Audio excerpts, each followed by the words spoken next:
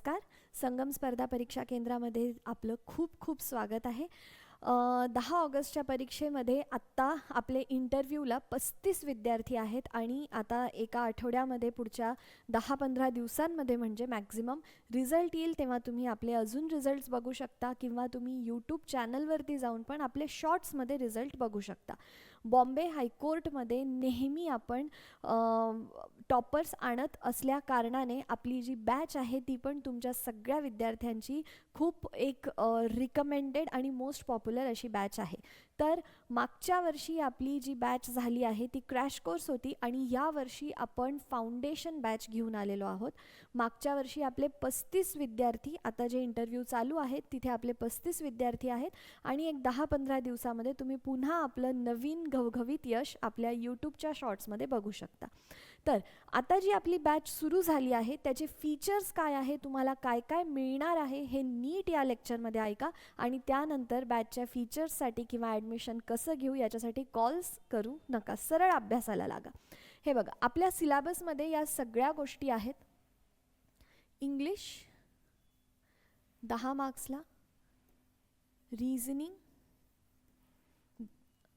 हे 20 आहे, 10 मार्क्सला, मॅथ्स हे तिन्ही विषय आपले 20-20 मार्क्सला आहेत. मराठी,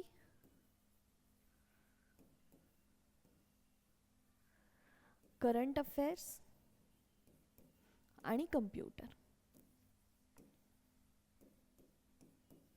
हा पूर्ण सिलेबस जो आहे आपला तो या बॅचमध्ये आपला कव्हर होणार आहे. ओके, तर या सगळ्या गोष्टींचं तुम्हाला काय मिळणार आहे, सगळे लाईव्ह लेक्चर्स. सगळे लेक्चर हे लाईव्ह असतात. मी तुम्हाला रिक्वेस्ट करते, हे बघा, तुम्ही आता हा डिसेंबर 2025चा वर्ष चालू आहे.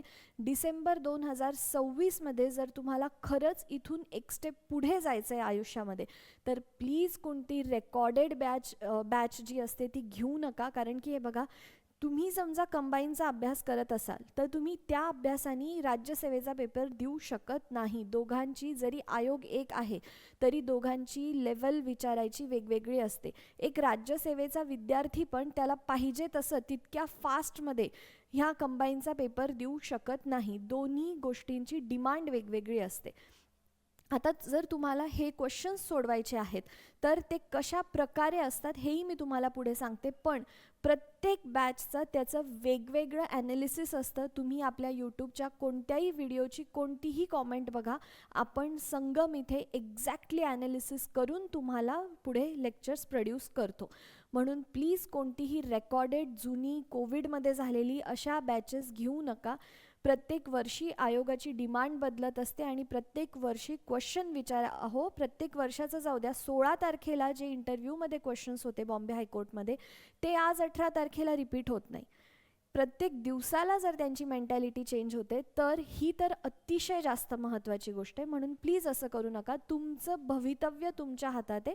एक 100, 200, 300, 1000 रुपयासाठी मागे पुढे बघू नका, पण ही चुकी करू नका. आपले सगळे लेक्चर लाईव्ह आहेत. इन केस जर तुमचं लेक्चर मिस झालं आहे किंवा तुम्हाला पुन्हा बघायचं आहे तर तुम्ही रेकॉर्डेड लेक्चर आपल्या वेबसाईटवरती बघू शकता. सेकंड थिंग काय याच्यामध्ये इन्क्लुडेड आहे, टेस्ट सिरीज.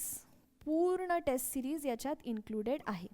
आता ही टेस्ट सिरीज कशी असणार आहे ते तुम्हाला सांगते.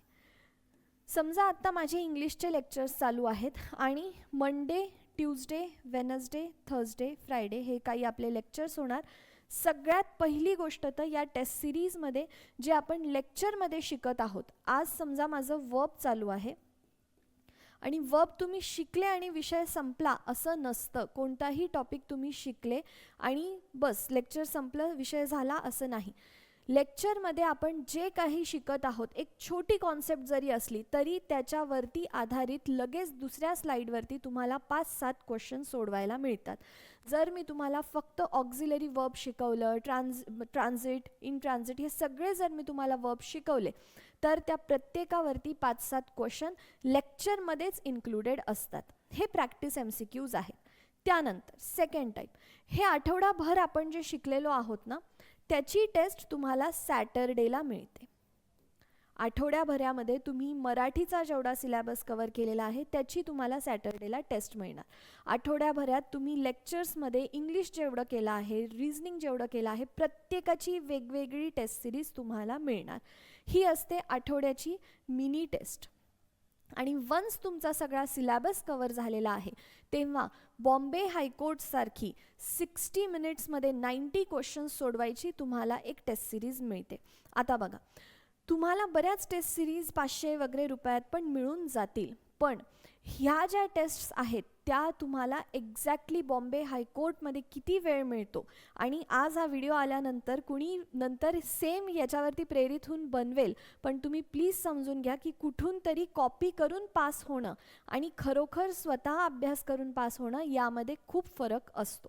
हे बघा, समजा तुम्हाला 60 मिनिट दिलेत त्यांनी आणि 90 क्वेश्चन तुम्हाला या 60 मिनिटमध्ये सोडवायचे आहेत, म्हणजे एक क्वेश्चन सोडवायला तुम्हाला सुमारे 40 सेकंड मिळत आहेत, हो ना? हे गणित एकदा बघून घ्या. 40 सेकंड तुम्हाला मिळत आहेत एक क्वेश्चन सोडवण्यासाठी. म्हणजेच तुम्हाला पूर्ण समजा इंग्लिश शिकवायचं आहे, इंग्लिश पूर्ण तुम्हाला सोडवायचं आहे, 20 मार्क्स 20 क्वेश्चन, तर तुम्हाला सुमारे 13.3 सेकंड, हे जाऊ द्या, पण 13 मिनिट मिळत आहेत तुम्हाला.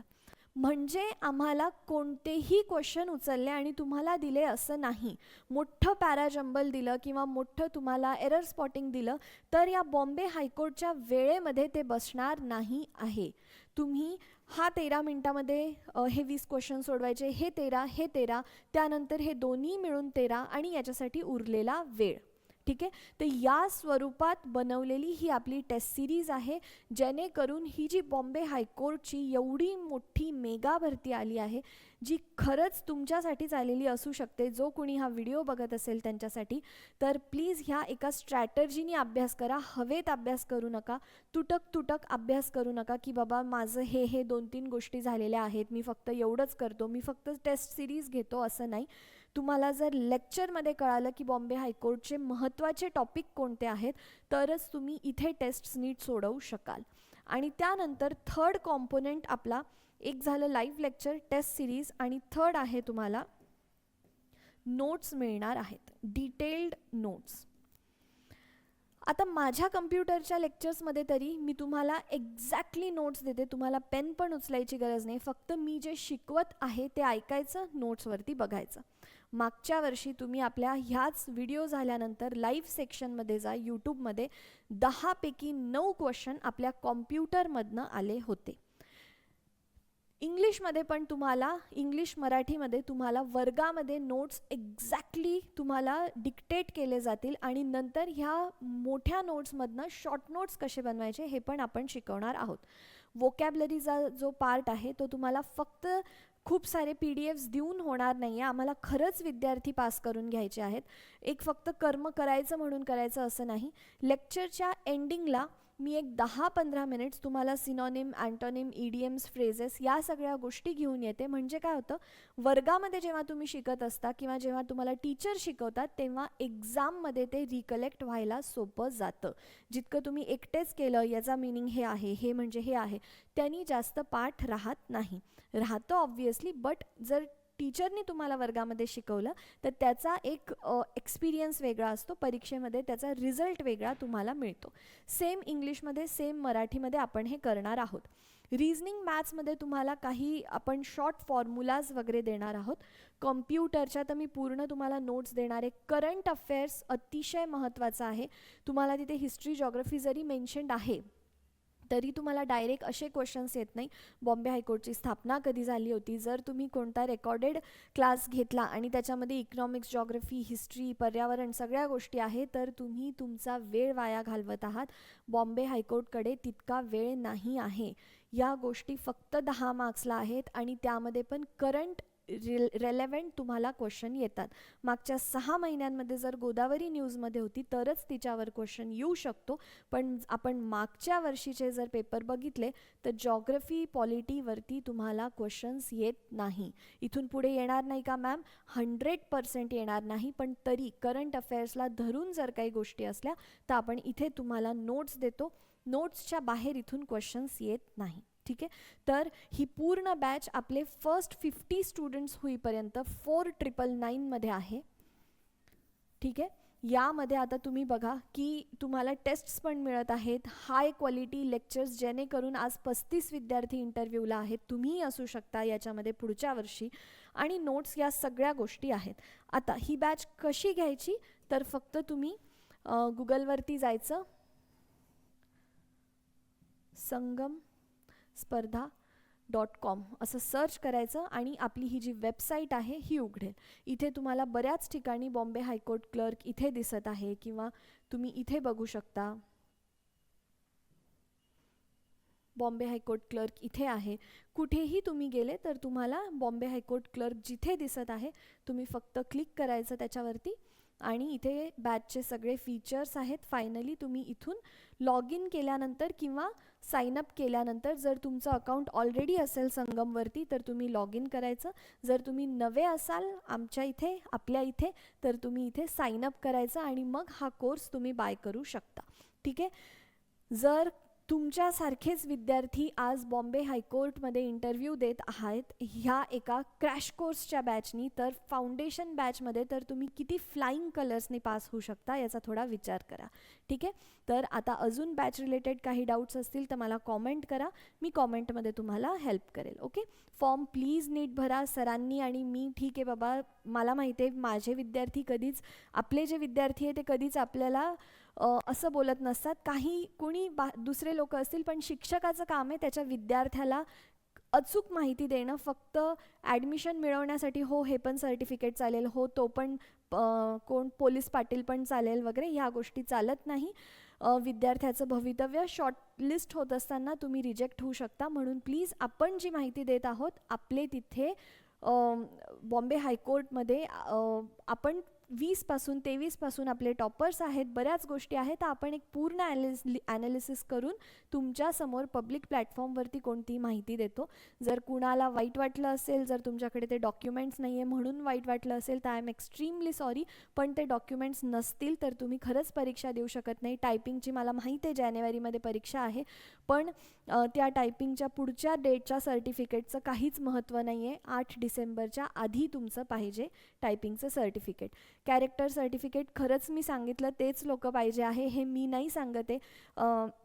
10 ठिकाणी बॉम्बे हायकोर्टमध्ये अक्षरशः कॉल करून पण मी विचारलेलं आहे. एका विद्यार्थिनीचं MKCLचं सर्टिफिकेट होतं, मी स्वतः कॉल करून विचारलेलं आहे. माझे जे कोणी ओळखीचे जे काही तिथे व्यक्ती होते त्यांनाही कॉल करून विचारलेलं आहे. खरंच ते पॉसिबल नाही आहे. तुमच्याकडे नसेल तर मला शिव्या देऊ नका, पण तुम्ही पुढच्या परीक्षेसाठी आत्ताच टायपिंग वगैरे सगळ्या गोष्टी गोळा करून ठेवा. चला तर मग काही डाऊट्स असतील तर मला कॉमेंट करा, व्हिडिओला लाईक करा, चॅनलला सबस्क्राईब करा. Thank you so much.